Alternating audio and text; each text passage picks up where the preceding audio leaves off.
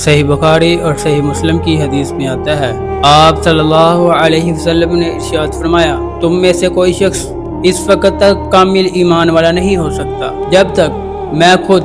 رسول اللہ صلی اللہ علیہ وسلم اسے، اس کے والدین، اس کی اولاد اور دنیا کے تمام لوگوں سے بڑھ کر محبوب نہ ہو جاؤں۔ اس حدیث میں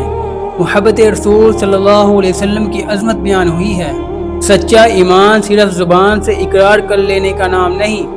بلکہ رسول اللہ صلی اللہ علیہ وسلم سے ایسی محبت رکھنا بھی ایمان کا تقاضا ہے کہ آپ صلی اللہ علیہ وسلم کی ذات، آپ صلی اللہ علیہ وسلم کی تعلیمات، آپ صلی اللہ علیہ وسلم کی سنت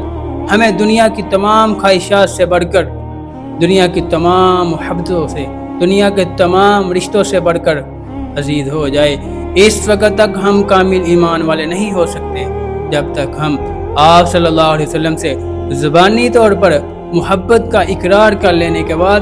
آپ صلی اللہ علیہ وسلم کی سیرت پر عمل نہ کر لیں۔